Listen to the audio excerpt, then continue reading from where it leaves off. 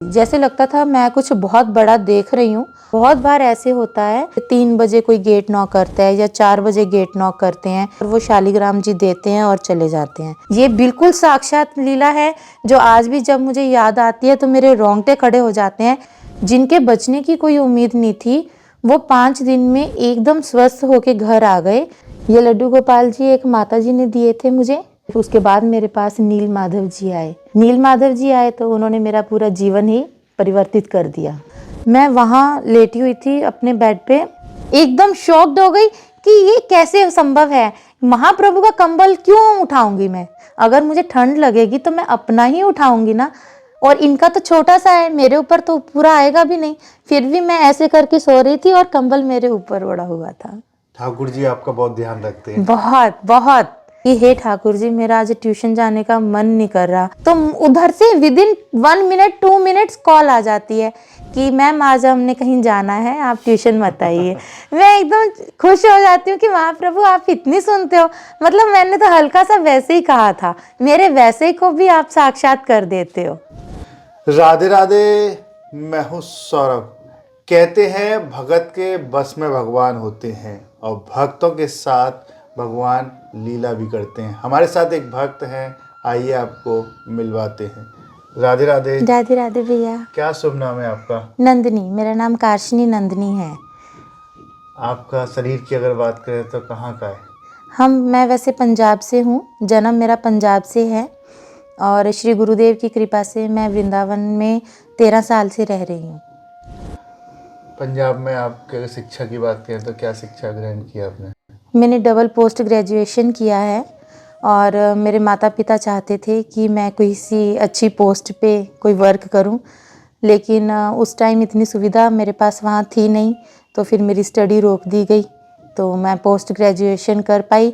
English और हिंदी से मैंने एमए किया है और उसके बाद ठाकुर जी की सेवा में हम शुरू से ही रहे हैं पंजाब में। आपकी कहीं जॉब भी लगी थी, आपने बताया था, क्या जॉब करते थे आप? हाँ जी, मेरी पुलिस में भी जॉब रही है। 2 साल हमने काम किया फिर, लेकिन पुलिस में ये था कि 36 का आंकड़ा रहता है, एक भक्त का हृदय और एक पुलिस वाले का। उसमें बहुत स्ट्रिक्ट होना पड़ता है किसी के भी काम के लिए, और भक्त के लिए बहुत सरल होना चाहिए। तो दोनों का कोई कॉम्बिनेशन था नहीं, इसलिए वो छोड़ा। फिर टीचिंग लाइन ज्वाइन की, तो टीचिंग लाइन में मैं प्रिंसिपल भी रही हूँ और टीचिंग भी की है। और फिर उसमें भी मतलब बहुत ज़्यादा बाउंडेशन और डिसिप्लिन की नीड होती है, जिसके कारण ठाकुर जी को टाइम नहीं दे सकते थे। तो फिर मैंने वो जॉब भी छोड़ी, क्योंकि ठाकुर जी की भक्ति के आगे सब कुछ निष्फल है। पंजाब से वृंदावन का सफ़र कैसे हुआ, कैसे ठाकुर जी आपको ले आए यहाँ पर? मैंने 2001 में दीक्षा ली थी अपने श्री सद्गुरुदेव भगवान से। तो पंजाब से ही ली थी मैंने उनसे दीक्षा। वो पंजाब में कथा करने के लिए आए थे जब मैंने उनसे दीक्षा प्राप्त की थी। उसके बाद ठाकुर जी से तो वैसे बचपन से ही मेरी लगन बहुत रही है। दादाजी मेरे बहुत अच्छी अच्छी इनकी कहानियाँ सुनाते थे ठाकुर जी की। लेकिन जब से दीक्षा ली तब से मानो जीवन एकदम बदल गया, क्योंकि बार बार वृंदावन आने का सौभाग्य प्राप्त हुआ। और जैसे गुरुदेव के आशीर्वाद और कृपा से वृंदावन आने लगे तो बिहारी जी से अत्यंत प्रेम हो गया। तो हर समय यही लगन रहती थी कि कब बिहारी जी को मिलने जाएं, कब बिहारी जी को मिलने जाएं। साल में हम 3 या 4 फंक्शन बिहारी जी के अटेंड करने के लिए पंजाब से यहाँ आते थे, और आते बड़े उत्साह से और जाते थे रो रो के। तो ये सारा क्रम मेरा 13 साल तक चलता रहा।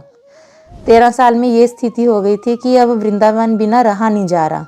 जाना है तो धाम में जाना है, रहना है तो वहीं रहना है, नहीं तो कहीं भी नहीं रहना।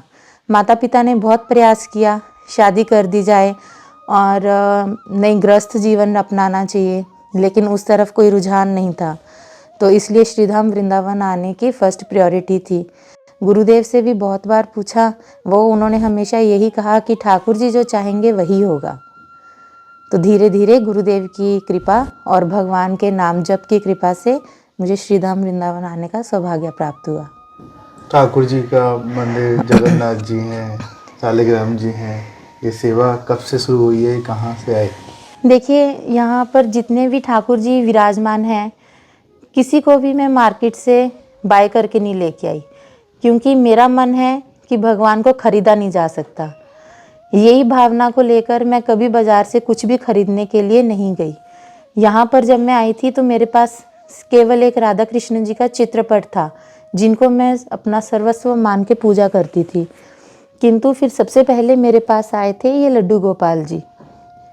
ये लड्डू गोपाल जी एक माता जी ने दिए थे मुझे, और उन्होंने कहा था कि नंदिनी आप इनकी सेवा कीजिए, अगर आप कर पाओ तो। मुझे बहुत अच्छा लगा कि मेरे पास गोपाल जी आए हैं, मुझे इनकी सेवा करने का अवसर मिला है। तो इनकी गोपाल जी की सेवा करते करते ही धीरे धीरे मेरे पास सारे आने लगे। उसके बाद मेरे पास नील माधव जी आए।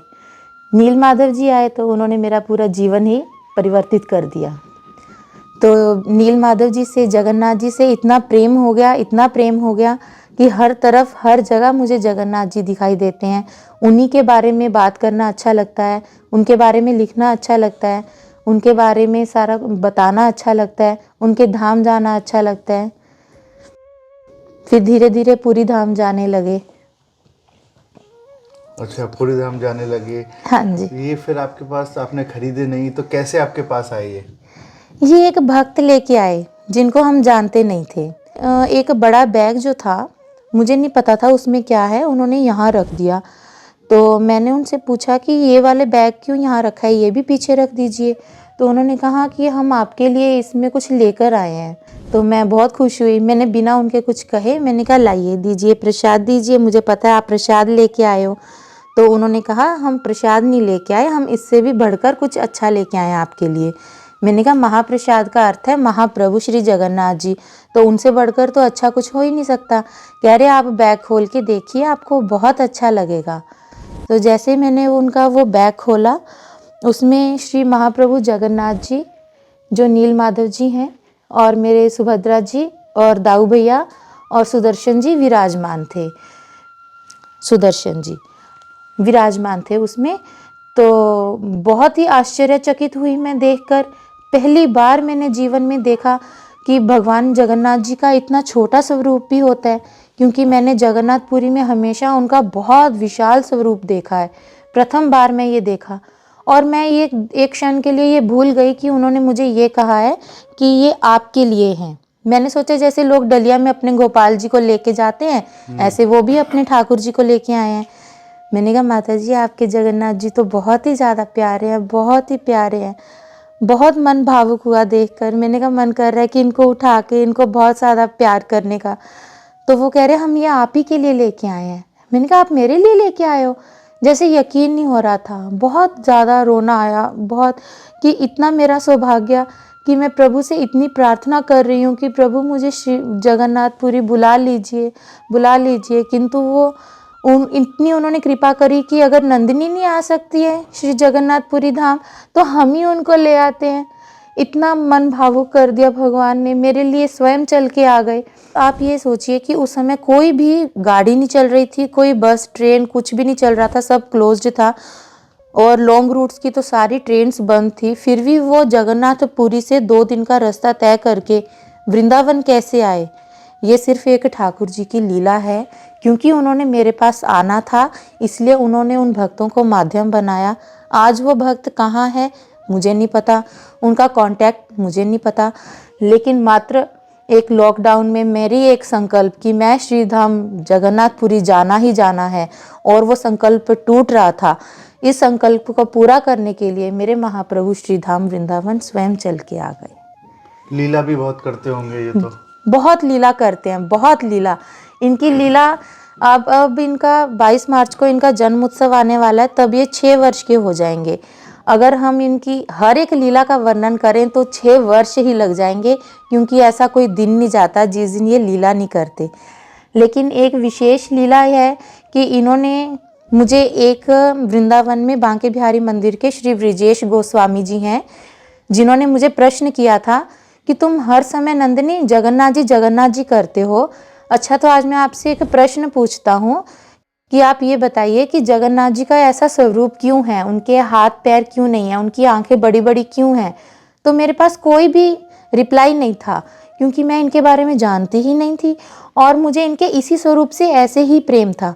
मैंने ये जानने का कभी प्रयास नहीं किया, कभी गूगल से ना यूट्यूब से कभी जानने का प्रयास नहीं किया कि इनका ऐसा स्वरूप क्यों है। फिर जब उन्होंने कहा तो मुझे थोड़ा सा एम्बैरेसिंग फील हुआ कि मुझे मेरे प्रभु के बारे में सब कुछ पता होना चाहिए था। तो मैं घर आके महाप्रभु से ही शिकायत करने लगी कि नीलमाधव जी, आपको पता है कि किसी ने मुझे पूछा आपके बारे में और मुझे पता ही नहीं था। तो महाप्रभु ने उस दिन से स्वयं से अपने बारे में बताना आरंभ किया। तो उन्होंने स्वप्न आया मुझे, रात में 1-1:30 बजे की बात है, जब उन्होंने स्वप्न में कहा कि मैं तुम्हें कथा खुद से लिखवाऊंगा, तुम मेरे बारे में लिखना आरंभ करो।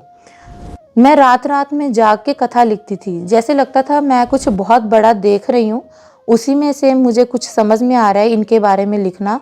तो मैंने इनके बारे में कथा लिखनी आरंभ की और लिखते लिखते 1 साल 29 दिन में मैंने इनकी संपूर्ण कथा लिख डाली। अब वो पब्लिश होने के लिए गई है, पुस्तक आएगी तो भक्तों के बीच में ही रहेगी।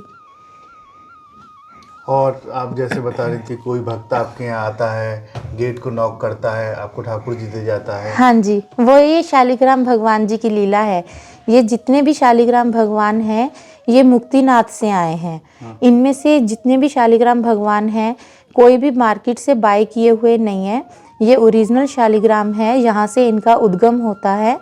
और बहुत बार ऐसे होता है कि कुछ डिवोटीज आते हैं, जैसे 3 बजे कोई गेट नॉक करता है या 4 बजे गेट नॉक करते हैं, मैं खोलने जाती हूँ और वो शालिग्राम जी देते हैं और चले जाते हैं। एक प्रभु जी हैं, उन्होंने मुझे कुछ शालिग्राम इसमें से दिए हैं, लेकिन मोस्ट ऑफ ऑल जो शालिग्राम भगवान हैं वो मुझे ऐसे ही मिले हैं। कोई भी गेट नॉक करता है, जो दे के जाता है, मैं उनको नहीं जानती। वो आप बस आके पूछते हैं कि नंदिनी माता जी हैं आपका नाम? मैंने कहा हाँ जी, ये शालिग्राम आपके लिए हैं, ये मुक्ति बोध से आए हैं। तो मेरा सौभाग्य है। वैसे कहते हैं कि लड़कियों को शालिग्राम भगवान की पूजा करने का अधिकार नहीं है, किंतु मैं अपने प्रभु की सेवा करती हूँ। मैं इनको स्पर्श करती हूँ, इनको स्नान करवाती हूँ, क्योंकि मेरे पास प्रभु स्वयं आए हैं। अगर उनको लड़की या लड़के वाला भेद रखना होता तो वो स्वयं मेरे पास नहीं आते। अगर प्रभु आए हैं तो मैं इनकी सेवा करने का भी सौभाग्य ले सकती। आपने पहले कैमरे के पीछे बताया था कि किसी भक्त का स्वास्थ्य खराब था, तो ठाकुर जी आपको ले गए थे वहाँ पर, वो क्या लीला थी? हाँ जी, तो एक दिल्ली से सपना दीदी हैं, उनके भैया की तबीयत खराब हुई, कज़न ब्रदर थे उनके। मैंने उनको पहले कभी भी नहीं देखा था। तो एक दिन ऐसे ही 3-4 बजे का टाइम था लगभग, उन्होंने फ़ोन किया कि दीदी प्लीज़ मेरे भैया के लिए प्रार्थना कीजिए, उनका स्वास्थ्य इतना बिगड़ चुका है, उनकी ब्रेन की नस फट चुकी है, ब्लीडिंग हो रही है उनको, और उनको आईसीयू में लेके जा रहे हैं हॉस्पिटल में। प्लीज़ आप प्रे कीजिए, आपकी प्रार्थना से नीलमाधव जी उनको ठीक कर दें, उनके छोटे छोटे बच्चे हैं, कृपा करके उनको ठीक कर दीजिए। उसी समय मैंने महाप्रभु के आगे संकल्प लिया कि हे महाप्रभु, मैं आपके सामने तब तक अन्न और जल का त्याग करती हूँ और तब तक मैं आपका पाठ करूँगी जब तक उनकी तबीयत का कोई मेरे पास मैसेज ना आ जाए। तो मेरे गुरुदेव का लिखा हुआ दीन विनय का पाठ करने का मैंने संकल्प लिया और मैंने पाठ आरंभ किया। शाम के 4 बजे से लेके रात के 1:30 बजे तक कंटिन्यू मैंने उनका पाठ किया और पाठ करते करते मुझे नींद आ गई। नींद आई तो महाप्रभु ने मुझे कहा कि जिनकी तबीयत के लिए तुम प्रार्थना कर रही हो उनका स्वास्थ्य इतना ख़राब है कि उनको बचाना बहुत मुश्किल है। तो मैंने कहा महाप्रभु, एक बार आप उनको ठीक करके घर ले आइए, क्योंकि उन्होंने आपका वास्ता दिया है, उन्होंने आपके आगे ये रखी है कि नीलमाधव जी तो आपकी हर बात सुनते हैं, आप प्रार्थना करोगे तो भैया ठीक हो ही जाएंगे। कि महाप्रभु, मैं भी भक्तों को यही कहती हूँ कि महाप्रभु सबकी सुनते हैं, आज अगर उनके भैया को कुछ हो गया तो मैं भी गलत साबित हो जाऊंगी, भक्त आपको भी नहीं मानेंगे। एक बार उनको हॉस्पिटल से ठीक करके घर ले आइए, अगर उनकी आयु याद ज़्यादा नहीं लिखी हुई तो भी वो बस कुछ दिनों का उनको समय दे दीजिए। तो महाप्रभु कह रहे पहले उनकी कंडीशन देख लो उनकी कैसी है। तो मैं सपने में ही उनकी कंडीशन देखने के लिए हॉस्पिटल में आईसीयू में थी। बीच में उनके भैया लेटे हुए थे, जिनको मैंने आज तक जीवन में कभी नहीं देखा, कभी भी मैं उनसे मिली नहीं, क्योंकि उनके वो कज़न ब्रदर थे। मैं उनसे मिली नहीं थी। एक तरफ महाप्रभु खड़े थे, एक तरफ मैं खड़ी थी, और महाप्रभु ने कहा, देखिए इनकी तबीयत ऐसी है। सपने में मैंने उनको प्रथम बार देखा। उसके बाद से उनका फीवर मेरे ऊपर आने लगा और उधर से वो स्वस्थ होने लगे। जिनके बचने की कोई उम्मीद नहीं थी, वो 5 दिन में एकदम स्वस्थ होके घर आ गए। तब महाप्रभु ने आज्ञा करी कि मुझे दिल्ली जाना है, तो मैं अपने गुरु भाई के साथ दिल्ली उनके घर गई। मैंने सपना दीदी को बोला कि सपना दीदी, मुझे उनके घर जाना है, प्रभु उनसे मिलना चाहते हैं, और प्रभु स्वयं भी गए थे। तो फिर हम जब गए, मैं उनके रूबरू हुई, तो मैं उनको देखकर बहुत ही आश्चर्यचकित हुई कि ये वही भैया हैं जो आईसीयू में मैंने देखे थे। तो सपना दीदी कह रहे हैं कि मैंने कहा, अच्छा मैं आपको एक प्रमाण देती हूँ कि ये वही हैं। मैंने कहा, जिस दिन ये आईसीयू में एडमिट थे, इनके मूछें थी ना? तो वो कह रहे हाँ। मैंने कहा, आज क्लीन शेव हैं? तो वो कह रहे कि कल हॉस्पिटल से आए हैं, तो घर पे ही हमने इनका क्लीन शेव करवाया है। आप सही कह रहे हो, जिस दिन ये आईसीयू में गए थे उस दिन इनके मूछें थी। मैंने कहा, क्योंकि मैंने और महाप्रभु ने आईसीयू में इनको देखा है और उस समय इनके मूछें थी, और इन्हीं भैया से हम मिले थे, और इन्हीं के लिए मैंने जप किया है, और महाप्रभु इन्हीं को आशीर्वाद देने के लिए दिल्ली आए हैं। तो वो भैया आज भी स्वस्थ हैं, इनकी कृपा से। हाँ, इनकी कृपा से वो बिल्कुल स्वस्थ हैं। आपके साथ तो ठाकुर जी लीला करते रहते ही हैं। बहुत। एक साक्षात लीला मैं आपको और बताना चाहती हूँ। 2 साल पहले की बात है, सर्दी में ही, नवंबर दिसंबर का टाइम था, एग्जैक्टली टाइम मुझे याद नहीं है। मैं वहाँ लेटी हुई थी अपने बेड पे, और महाप्रभु यहाँ सो रहे थे रात में। और आधी रात के बाद मुझे ऐसे प्यास लगी, मैं पानी पीने के लिए उठने वाली थी। मेरा ब्लैंकेट इधर वाले बेड पे रखा था, मैंने छुआ भी नहीं था, और मुझे ऐसे ही लिखते लिखते नींद आ गई थी। और महाप्रभु अपने ब्लैंकेट में सो रहे थे। आप इनका ब्लैंकेट देख सकते हो कितना छोटा सा है। इनका ब्लैंकेट मेरे ऊपर प्रभु ने ओढ़ाया हुआ था, और मैं जब उठी तो मैंने देखा कि महाप्रभु बिना ब्लैंकेट के लेटे हुए हैं, और इनका मेरे ऊपर। तो एकदम मैं शॉक्ड हो गई। मैं ये दावे के साथ कह सकती हूँ कि पहली बात तो मुझे नींद इतनी गहरी आती ही नहीं, और कितनी भी गहरी नींद आ जाए, ये हो ही नहीं सकता कि मैं रात में प्रभु का पर्दा खोलूं, उनके ऊपर ओढ़ा हुआ कंबल उठा के अपने ऊपर ओढ़ के दोबारा सो जाऊं, और अपने कंबल को हाथ भी ना लगाऊं। ये इम्पॉसिबल है, ये 100% इम्पॉसिबल है, क्योंकि इतनी गहरी नींद मुझे कभी भी नहीं आती। तो ये डेफिनेटली मेरे नील माधव जी ने खुद आके मेरे ऊपर ओढ़ाया है। ये बिल्कुल साक्षात लीला है, जो आज भी जब मुझे याद आती है तो मेरे रोंगटे खड़े हो जाते हैं कि मैंने अपना कंबल नहीं ओढ़ा, मैंने महाप्रभु का कंबल ओढ़ा है। तो कंबल आपके ऊपर था, फिर हाँ, जब आप चौंक गए? एकदम चौंक गई मैं, एकदम शॉक्ड हो गई कि ये कैसे संभव है। महाप्रभु का कंबल क्यों उठाऊंगी मैं? अगर मुझे ठंड लगेगी तो मैं अपना ही उठाऊंगी ना, और इनका तो छोटा सा है, मेरे ऊपर तो पूरा आएगा भी नहीं। फिर भी मैं ऐसे करके सो रही थी और कंबल मेरे ऊपर ओढ़ा हुआ था। ठाकुर जी आपका बहुत ध्यान रखते हैं। बहुत बहुत, जितना मैं इनसे प्रेम करती हूँ उससे बहुत ज़्यादा गुना। आप छोटी छोटी बातों को ही ले लीजिए। कई बार अगर स्वास्थ्य ठीक नहीं होता, मैं डायबिटिक हूँ, कई बार स्वास्थ्य ठीक नहीं होता, मन में भी अगर मैं विचार कर लूँ कि हे ठाकुर जी, मेरा आज ट्यूशन जाने का मन नहीं कर रहा, पर मैं छुट्टी भी नहीं करती क्योंकि बच्चों की स्टडी का भी लॉस होता है, तो उधर से विदिन 1 मिनट 2 मिनट्स कॉल आ जाती है कि मैम आज हमने कहीं जाना है, आप ट्यूशन मत आइए।